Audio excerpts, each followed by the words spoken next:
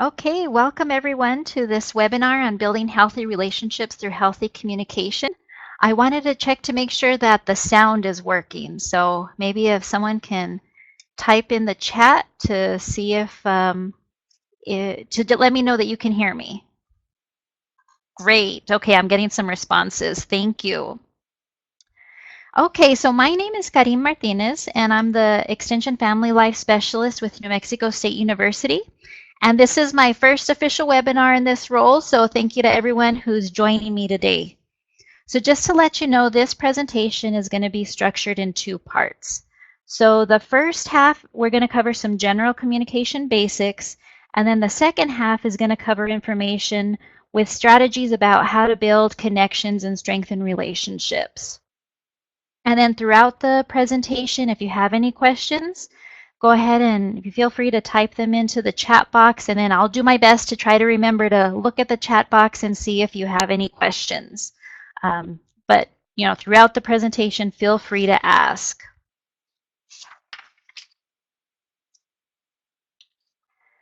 Okay, so now we'll start with the first half of the presentation, and this is just going to be some general communication basics. So first of all, what is communication? A general definition is that communication is an exchange of ideas, feelings, or meaning between two or more individuals, and it involves giving and receiving information. So when everything's working well and we have successful communication, the sender is clear and accurately conveys the message they are trying to send, and the receiver clearly understands the message. So this would be like the image that's on the left, where the two people, they seem to be on the same page regarding the message. And don't we wish that communication were that simple? Unfortunately, I'm sure many of you have had this experience where miscommunication happens, and it can look like the image on the right. So what happens in miscommunication is either the sender does not send a clear message, or the receiver is not understanding what the message was. So they're getting a different message, and so then you have this miscommunication. And I'm sure I'm not the only one who has experienced miscommunication and all of the negative fallout that can happen from it.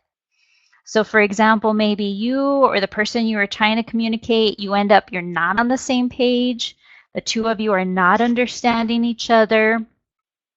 Maybe there's hurt feelings. There's a lot of different problems that can happen when there's miscommunication.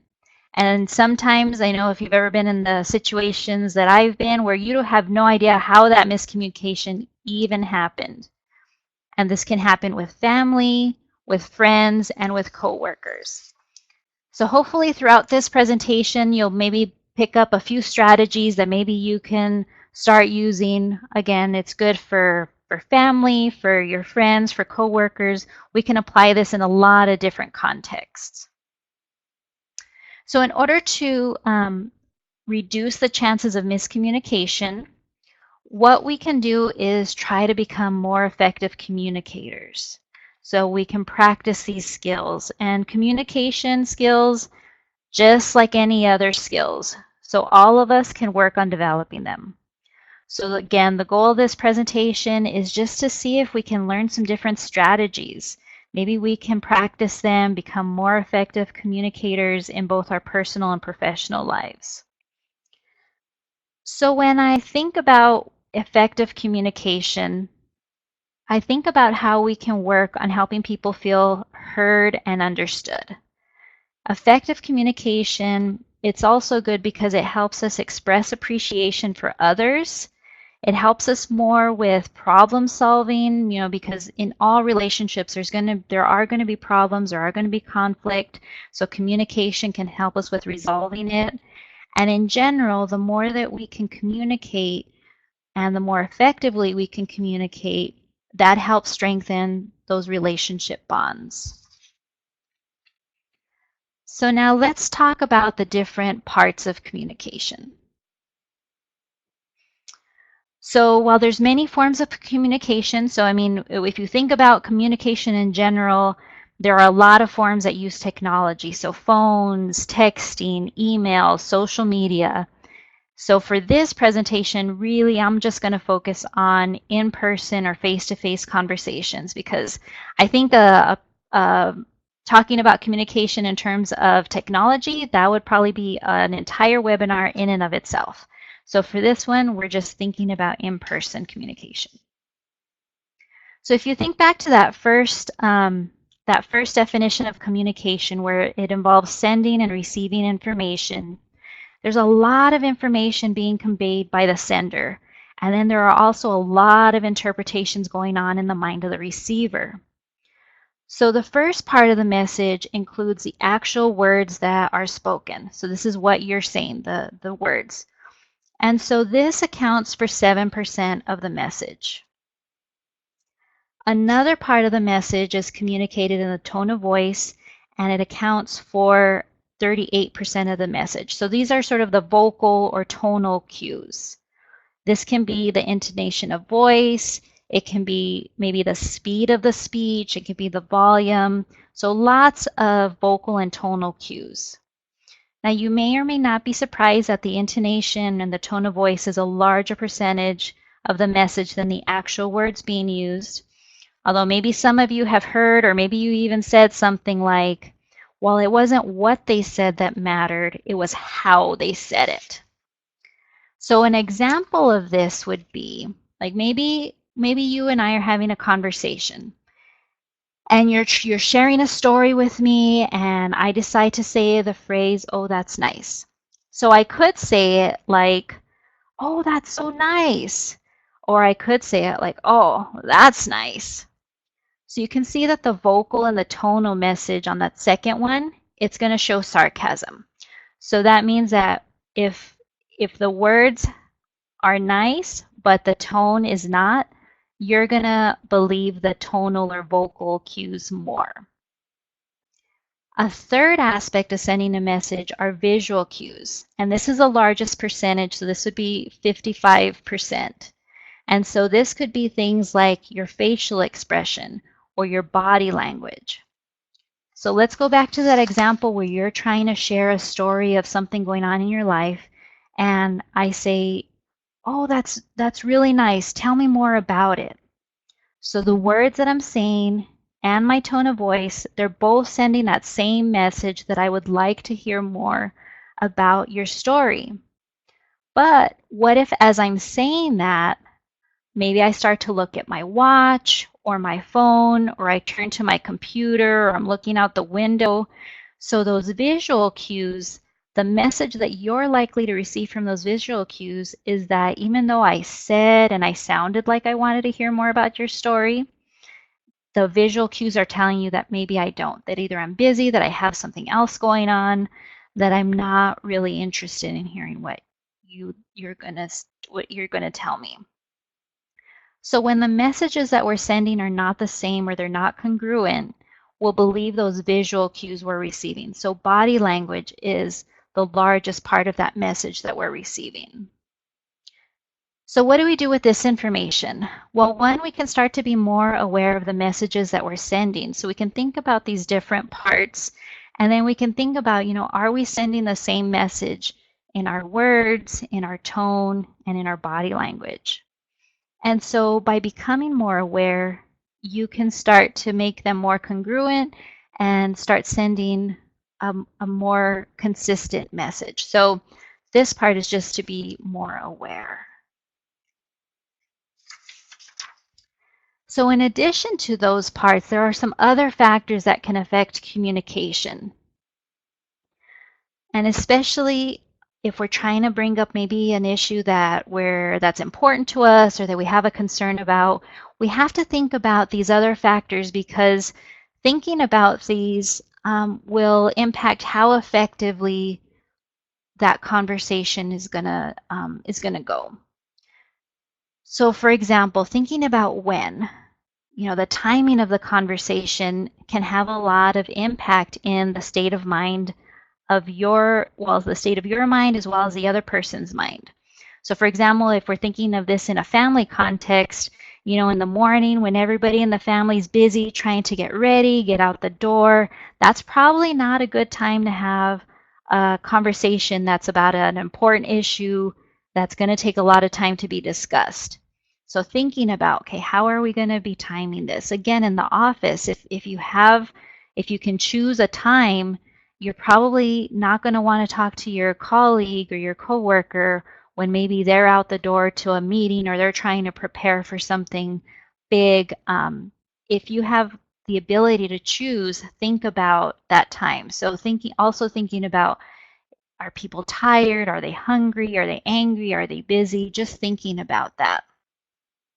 Also thinking about where you're going to have this conversation. Do you want this to be private? Do you want this to be where other people are around?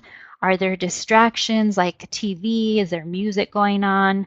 So thinking about that can also influence how that conversation is going to go. And so you can decide what is the best location of where to have this conversation. It might mean turning off the television. It might mean scheduling a time. It might mean, thinking about what's the best location. And then how are we communicating? And we'll talk more about these strategies, but in general, you can think about how are the messages being conveyed? What's, how is my body language? Is there mutual respect being expressed? How is the communication? Is it more accusatory, or are we owning our statements? Are we talking more about what our interpretations are? And one style where we can do this is called I messages. And so that's going to be the next slide. So using I messages, this is another strategy that can be used, and it's a communication style that focuses on the feelings or beliefs of the speaker. So I found a basic model. This is just a simple model of where you're talking about how you're expressing how you feel as a result of the other person's behavior, and then you can explain the reason why that behavior is impacting you, and then there's a request.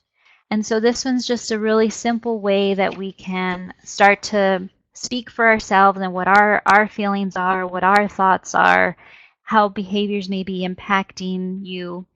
And when I was looking at some different templates and some models, I actually found one that was on it was a University of Texas at Austin website, and it was on their human resources site, because I thought, well, sometimes this template might be a little bit too simple, especially if you're maybe in a work setting or you need to add a little bit more context.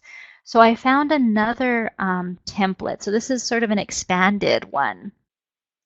And for this one, it gives more prompts so that you can think about this. And it's good, especially if you're thinking about an issue that's of concern, you can think about it ahead of time, maybe write it out so you can frame it and say, and think about how you want to convey that message.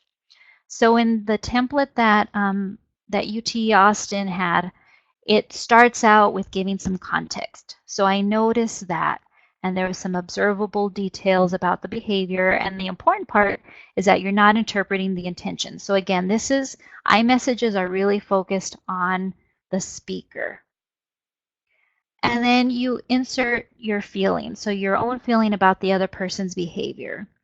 And on their website, they did explain that sometimes talking about emotions at work may be a little bit more challenging, but you can even say things like, I feel concerned, I feel stressed, I feel frustrated. So, those would be maybe some things that you could use at work.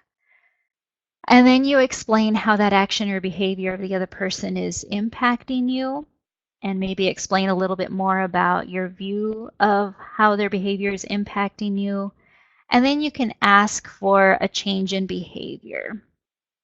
And so an example that UT Austin had was, and you can rearrange this to fit more of your conversation style, but in terms of the components, one that they had was, I can see you're upset about the assignment and understand your frustration, but I'm not comfortable talking to you when you're raising your voice because it makes it difficult to think and problem solve. Let's take a break so I can review the information and I'll be able to discuss your concerns with you. So you can see that it didn't follow exactly, it had all of the components, but it phrased it in a way that would hopefully help the other person not be defensive. So that's just an example of one communication strategy, is using iMessages. So while iMessages are a good start to having effective communication, I also wanted to talk about some communication blockers that we can work on avoiding, because these can really stop the conversation from moving forward, because what it does is it'll make the other person probably feel defensive or shut down or stop the conversation or stop engaging. And so sometimes we're not even aware that we're doing these. So again, like with all of these skills, the first thing is to start thinking about how are we communicating and what are some of these habits that maybe we're completely unaware of, and we can start working on them and removing them. So one is making assumptions. So this is when we assume that we know what others are thinking, or they should know what we are thinking. So we assume that everybody's on the same page and everybody knows what's going on. We know what they're thinking. Another one that, and in doing communication programs with parents, this one is very challenging to avoid. So advising. So giving advice is okay if the other person's asking for it, but if they're not wanting advice, sometimes you just want to be heard. You just want to talk through problems, you just want to express them, and if somebody's giving you advice, that can shut you down because really you just wanted to share. You didn't really want advice. So advising without permission can be another communication blocker. Also focusing on mistakes. I mean, who wants to talk to somebody if really they're just focusing on all the mistakes you made? You're not going to want to share. You're not going to want to problem solve if all they're thinking about is everything that went wrong. And this is sometimes related to judging as well. If you feel like you're being judged, that doesn't open up communication. You feel like, why am I sharing if they're just going to be judging me? I don't feel comfortable opening up to this person. And then sarcasm. So sarcasm can, sometimes we think that it's funny and that it's humor, but if we're trying to have an important conversation, sarcasm can really cut that communication, that line of communication.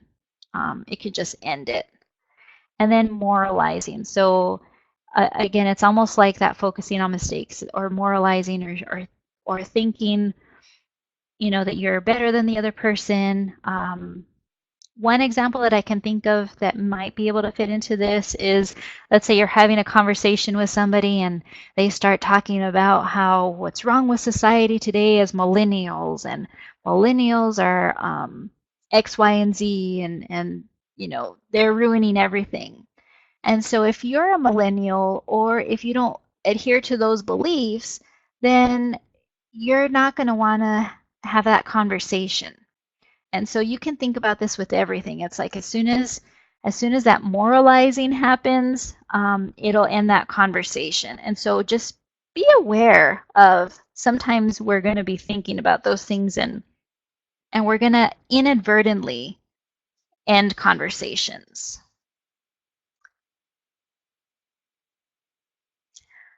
Another challenge that I've seen with bringing up issues or just communication in general is sometimes we have no idea what to say, and so we're just going to avoid the conversation because it's uncomfortable, it's awkward. Sometimes there may be an issue and maybe something made you uncomfortable, but you didn't say anything at first, and then time has gone by and you're thinking, well, it's kind of late to bring something up now. Or maybe you and a family member had an argument and you thought it was resolved, but you realize it hasn't been, and you're feeling like you need to move on, but it's still bothering you.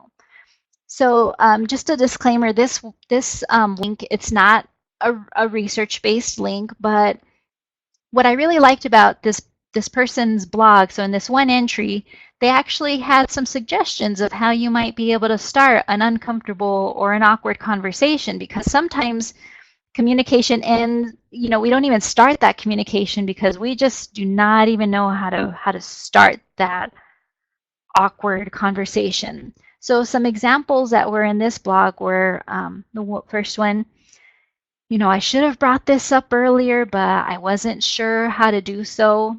So just acknowledging that this is not easy. Or maybe, I owe you an apology. I wanted to say something, but I didn't because I was afraid I would make things worse. Or, I'm not sure what to say and this is uncomfortable, but saying nothing may be harmful to our relationship. And then the last one, I don't know exactly what's happening, but something doesn't seem exactly right. Can we talk about it? So I thought those are just some good suggestions for how to even start talking about things that may not be pleasant to talk about. So those were all strategies on how to convey messages, how to share things with other people. But communication, remember, it's about sending and receiving. And so a very important part about communication is listening. And this can sometimes be more challenging than the speaking part. Because again, there's these habits that we've had over time and we may not even be aware of them. So suggestions for listening, one is to give full attention. And so you may have heard this strategy called active listening. So this is a way of listening that lets others know that you're trying to understand the message that they're sending. And so the first part of active listening is giving the other person your full attention. And remember, body language plays a big role in letting people know that you're listening. So this can include things like eye contact, turning your body towards the person that's speaking to you, nodding as they're talking so that it shows that you're engaged. It can also mean stopping or eliminating distractions. So for example, if the TV's on, or maybe if you're focused on your computer or your phone or your radio, you may need to stop those distractions. And then if you're doing something, maybe you're doing a task and it needs to be finished, it's okay to say something like, you know what, I can tell this is really important to you and I want to give you my full attention. Just let me finish this task and then I'll be better able to listen to you. Now, it's not really an exception, but maybe one difference, or maybe one exception to the giving the full attention, having that eye contact. As I've talked to parents, especially with parents of preteens or teens, one thing that they've shared with me is sometimes, especially if the topic's a little bit embarrassing or uncomfortable, sometimes, that full attention might be a little bit awkward. And so I've had multiple parents tell me that sometimes a drive in the car or when they're cooking, and so there's not that direct eye contact, but both people are involved in an activity, that sometimes that seemed to open up opportunities for conversation. So I just wanted to share that with you that, sometimes driving in the car or doing things like cooking or doing some other activities might be some good ways to maybe have some of those conversations. Now, another part is not just listening to the content. So we're moving on to the next one, which is reflecting feelings. So not just listening to the content of what people are saying, but also for the feeling behind the words that they're saying. So listening to the feeling that the person or the emotions that the person is trying to convey to you, even if they're not saying specific emotion words, maybe you can tell from their voice or from their body language. Maybe they're expressing emotions like happiness, maybe sadness, anger, excitement. So you can say something like, wow, it sounds like you're feeling a lot of frustration about that situation. And being able to accurately reflect someone's feelings can be very powerful because that's what helps people feel heard, and more importantly, they feel understood. If you understand, even though they didn't say they're frustrated, but you can express, wow, it sounds like you're frustrated, it shows that you're understanding where they're coming from. And then asking questions and asking for clarification. This is to make sure that you are receiving that message accurately. So this is checking in with the other person just to make sure that you are on that same page.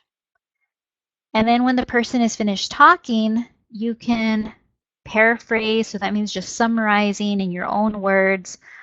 Paraphrase what you've heard, make sure that it's correct. So you can say things like, so what I'm hearing you say is this, or it sounds to me like you're saying this. And then, you can even ask for clarification again, like, is that correct? Am I hearing you correctly?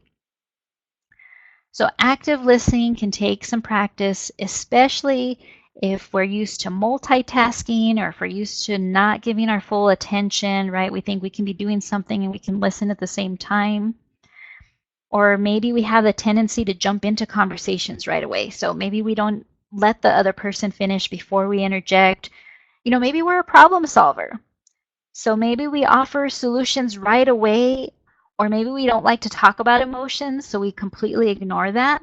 So this is where you can start to become aware. What's your style, and how might you be able to incorporate some of these skills? And again, like any skill, it takes practice to be comfortable with them. And the more that you practice, the more comfortable you'll be. So now I just wanted to check in with the group. So this was sort of basic communication skills. And I wanted to see if at this point, if there were any comments or questions from the group.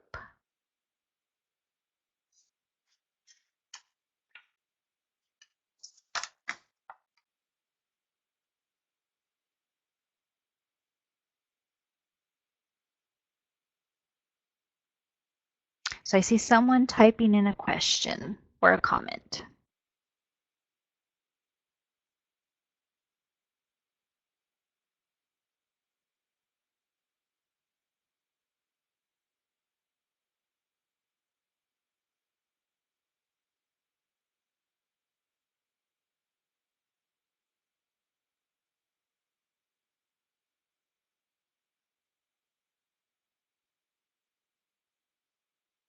Okay, so Diana Magallanes said, I heard about matching energy, which may fall and reflect feelings. Yes, so, and I'm thinking what you mean by matching energy. So if someone's very energetic, or maybe they're really enthusiastic about something, you do want to match their level of energy, right? So you can, if somebody's coming to you and they're sharing some great news, and then your response would be like, wow, that you sound so excited about that, right? So you're matching their energy. And so that also helps to show that you're understanding where they're from, right? Because if they come in and they're super enthusiastic, and then you're like, oh yeah, that sounds great, you're not matching that energy, so it doesn't feel to the other person that you really understand what level they're at. So I think that's a very good idea of matching energy.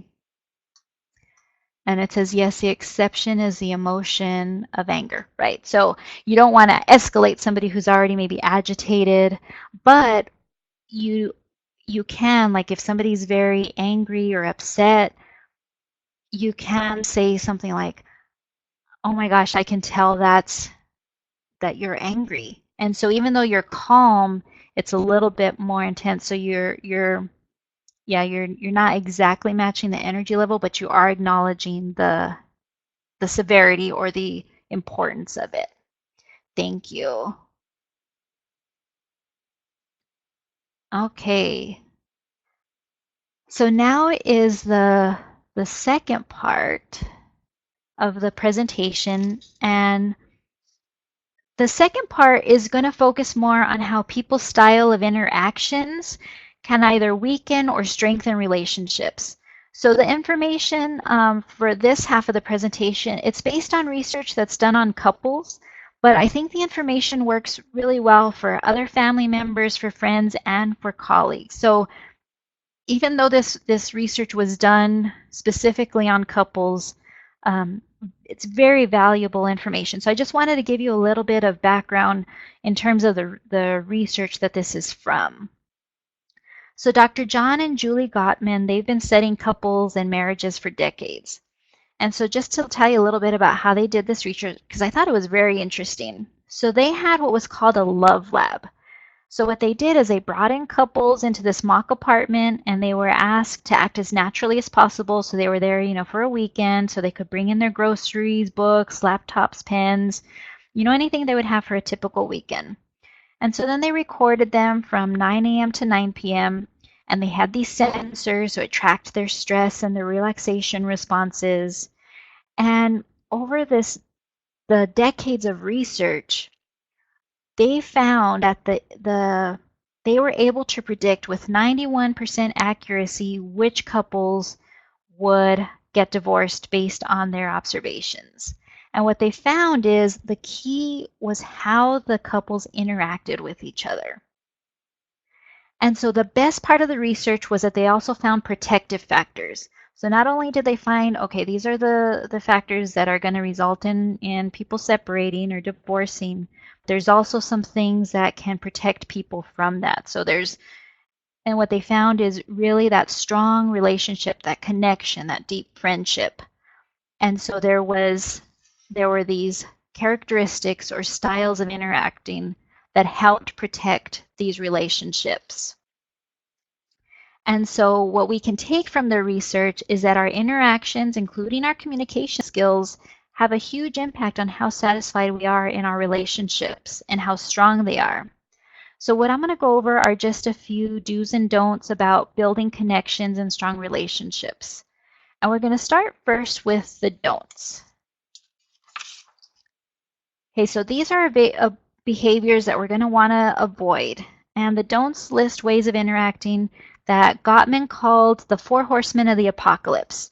And the reason he called them that was because in the research he found that if these behaviors were left unchecked, then it could send the couples into a downward spiral and then they would end up breaking up. So these were definitely, especially if all of them were present and they weren't addressed, it was really bad news for the relationship. So the first one was criticism. So like we've mentioned before, any relationship, there's always going to be conflict. It's inevitable. But how you interact during that conflict, that's what impacts the quality of your communication and the quality of your relationship. So when we're talking about criticism, what we're talking about, it's blaming your partner or attacking their personality or character.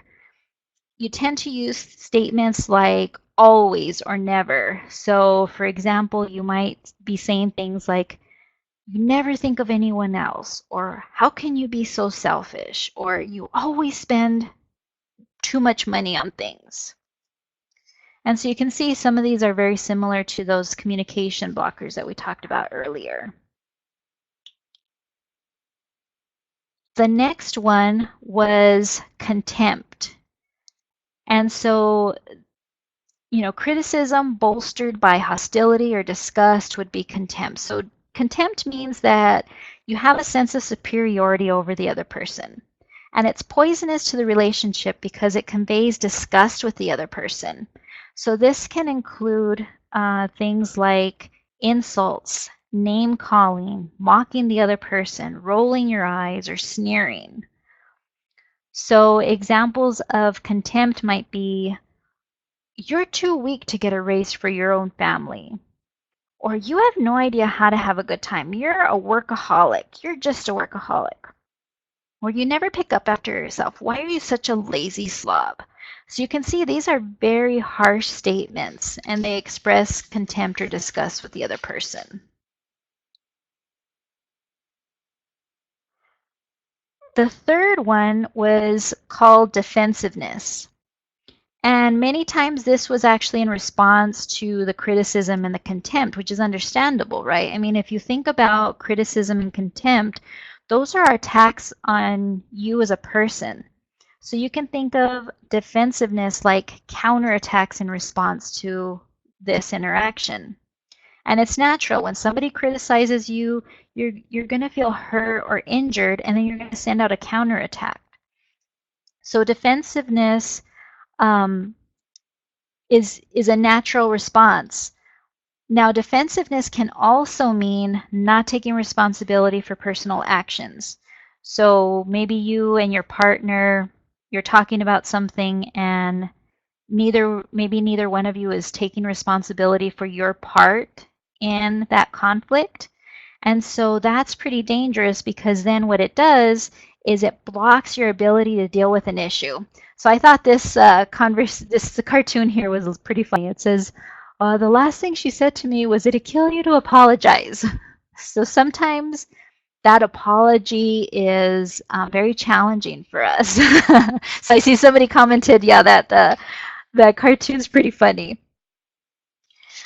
And so it's sometimes it's very difficult to to not be defensive.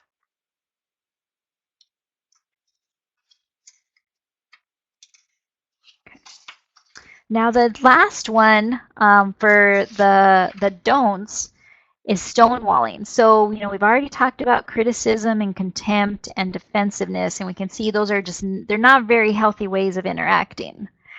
So when you're in those interactions, eventually one person's just going to disengage.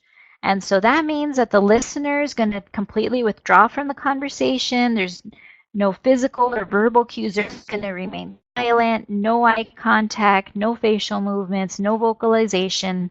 So this is where you have people saying things like, it's like talking to a stone wall, right? Because they're stonewalling. They are just done.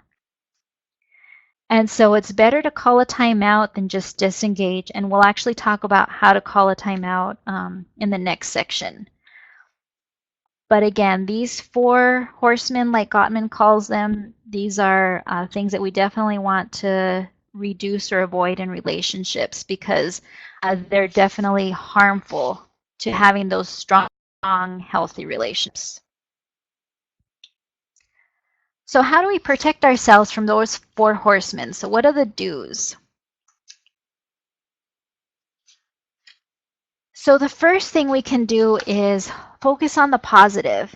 And so maybe you've already heard that a positive mindset can help us with so many areas of our lives. And it's been shown that what you focus on is what you're more likely to see.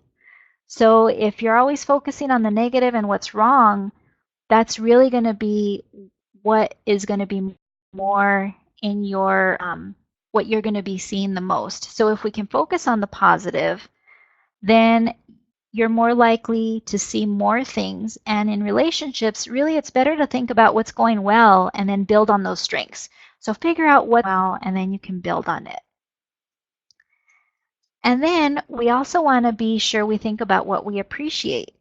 Appreciation is so important, and expressing it. So not even thinking about, it's important to not only think about appreciation, but actually express it. And so let your partner, let your children, let your friends, let your colleagues know what you appreciate about them. And also don't forget to express the appreciation for things you think people are expected to do. So again, going back to a family example, it might be maybe somebody in the family, it typically takes out the trash, or maybe somebody in the family always does the laundry. And so it's just sort of part of what's expected of their role.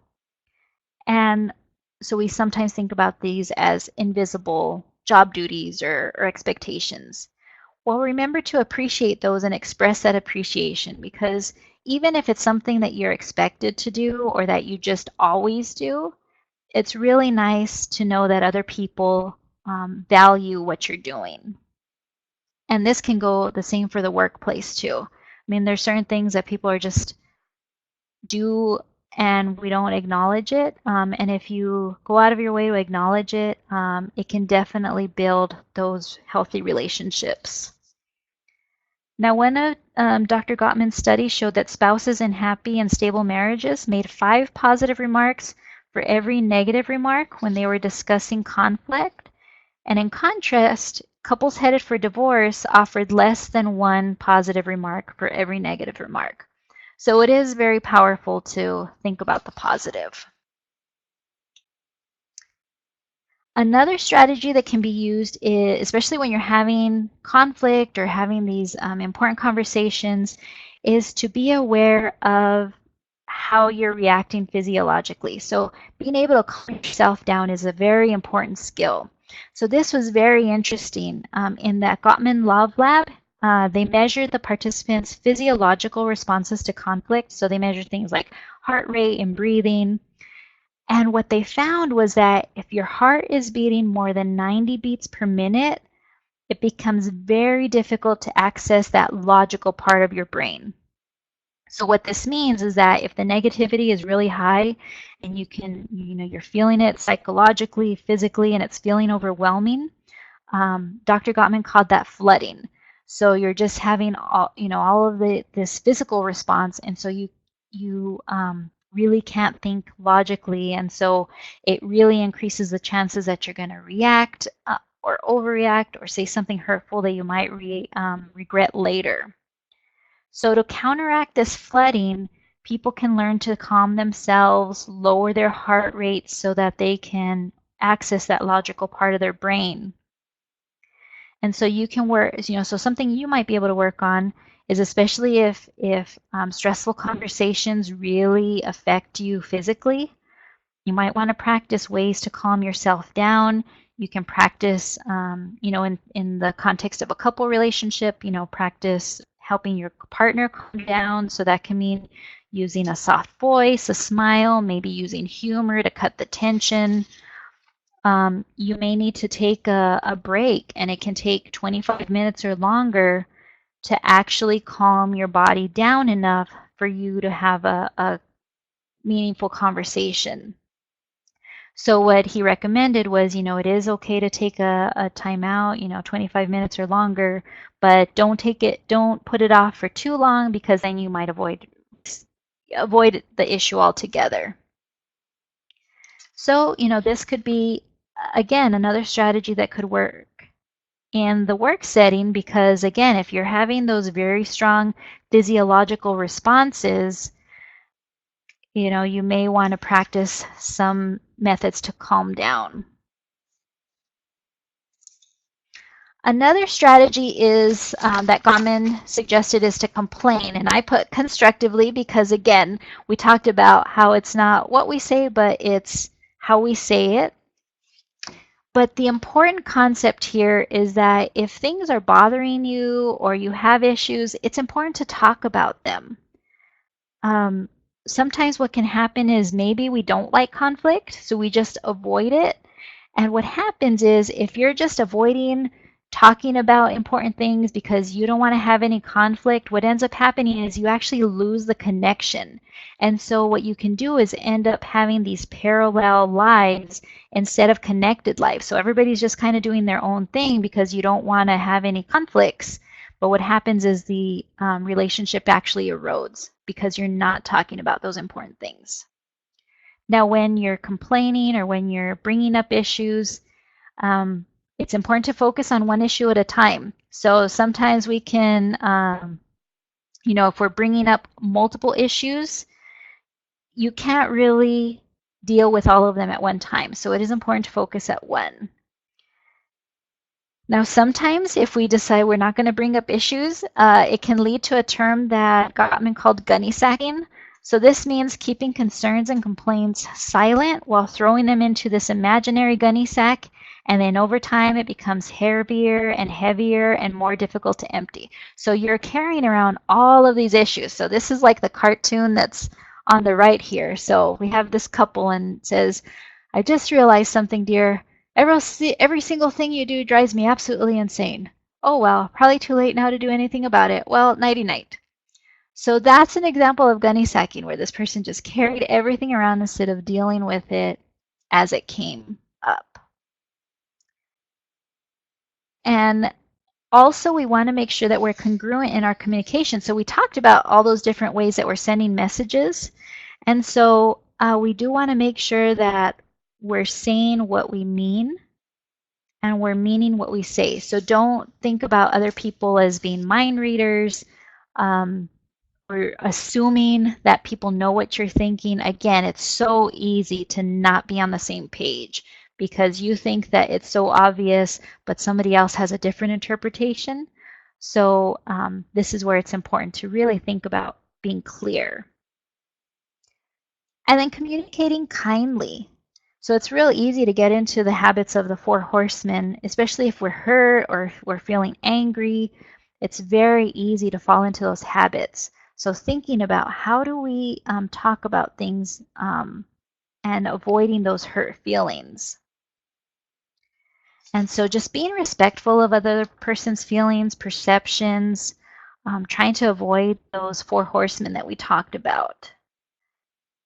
And then listening. So not only is it about you communicating what issues you have, but also listening to what your partner is telling you.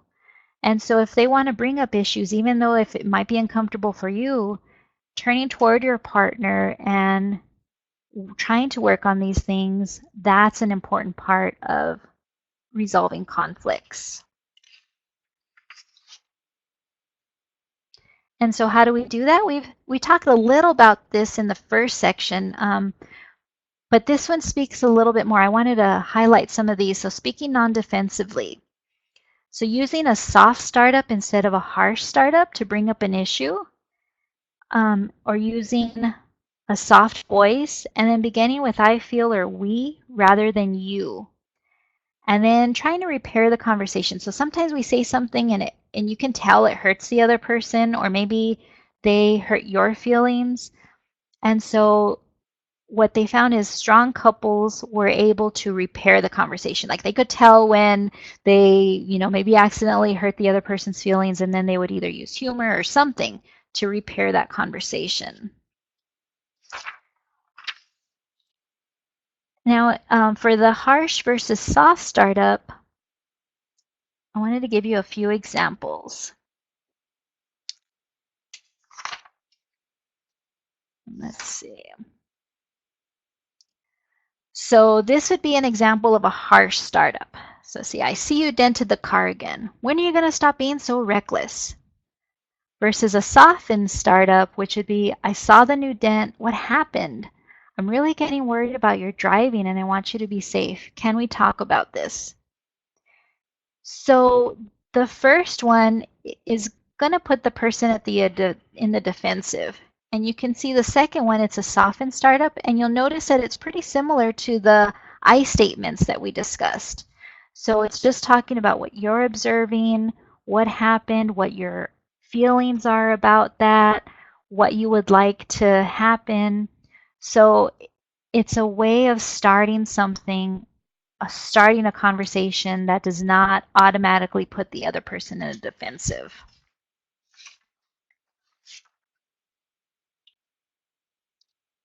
And then another step that we can do is to validate. So this is, we talked about in the first half some basic communication skills, checking in with your partner to clarify you understood what they said.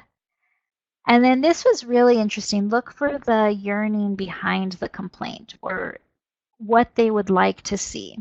So this is sort of like the root cause behind the complaint, because looking for the root cause can actually help you in finding a solution. So for example, maybe the complaint is, why do you always let the garbage pile up like this? But the longing, what the person's actually wanting is, I wish we could feel more like teammates taking care of this house. Or maybe another one is, the complaint might be, you never call me during the day. So the actual yearning or the longing behind it would be, I wish we could feel close to each other even when we're apart.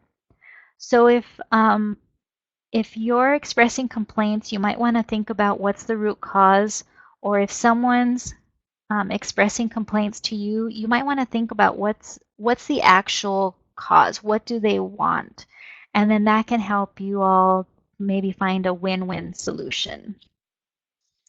And then in Gottman's research, they also talked about accepting influence. And that really is just talking about when, with couples are more of a team, they actually let each other influence each other. And that, so it's not just one person's way, it's a team effort. And that goes very far in showing that you value what the other person thinks, or what their desires are. So that's what accepting influence is. And then what you can do is, we talked about all of these different skills, but it's a commitment to practicing and over learning the skills, because what happens is the more you practice them, the easier it'll be. So that way when you're stressed or you're tired or you're angry, you can still use these skills, because what tends to happen is if we're not very comfortable with these skills, as soon as we're stressed or we're tired or we're angry, we tend to revert to old habits, or we feel hurt and we lash out, or maybe we just completely withdraw. And so just being aware of our own communication styles and then starting to work on improving them can make a huge difference, not only in relationships at home, but again, in all areas of our life. Now, before I move on, I wanted to just, again, check with the group to see if anyone had any questions before I go to the last slide.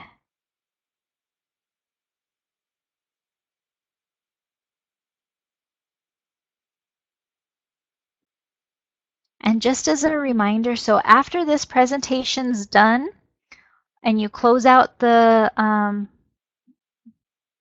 presentation, then you're going to have a survey that pops up, and I really highly encourage you to fill out the survey. It'll help us out so that we can improve our webinars in the future.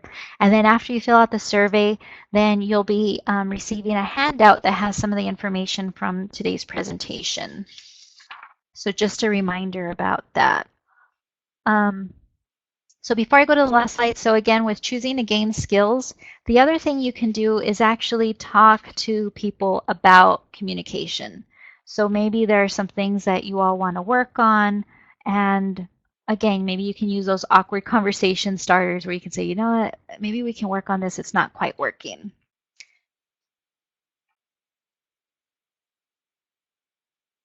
Let's see, so we had some questions here. Thanks. And so you'll receive the handout, and then it has my contact information. So if you would like the presentation, I can probably get that to you. So for the last slide, if you have access to a computer, maybe you can chat this. So I just wanted to see, if you have access to a computer, can answer this question. What's something that you can do to improve your communication skills or build healthier relationships? So I'll give the group, if you have access and if you want to type something in, I'll just give you a couple of minutes.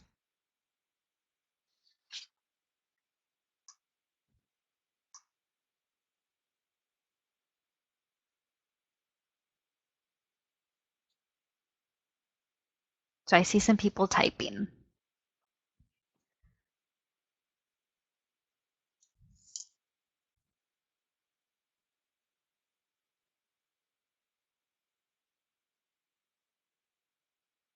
Okay, so I had somebody say, wait for my turn to speak. That can be really challenging, right? Especially if we have a personality where we like to share and we like to engage.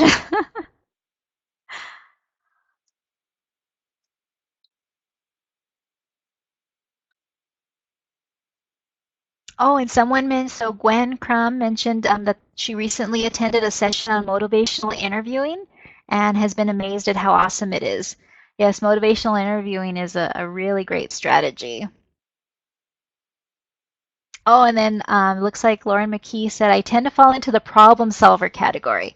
I can definitely do a better job listening and validating people's feelings of offering a solution right away. Yes, and I think a lot of people, and especially if you work either in a helping profession or even with parents, right? You're just used to problem solving, and that's the way to go. And sometimes people just need a process. They don't necessarily need a problem solver. And then Bryce said, seek first to understand and then to be understood, and don't interrupt. Yeah, understanding, if you get to that place where somebody feels like you understand them or if you feel understood, again, like I said, that's so powerful. And then Lori said, be open and empathetic to the speaker. Yes. Sometimes we do tend to forget the emotional part because, sometimes that's not very comfortable. But yeah, trying to reach that place of understanding. Very good. Well, thank you everyone for sharing. And I did want to leave you with my contact information here. And we did pretty good on timing, so we have 4 minutes to spare. Wanted to thank you all so much for joining me on my first webinar ever. And feel free to contact me if you have any questions, and I'm happy to connect with you. So I see a few last comments. Oh, well, thank you all to all of you.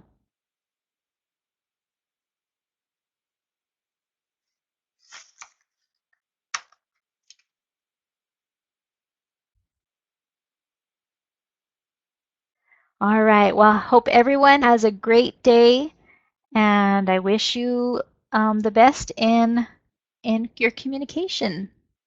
Take care. Bye.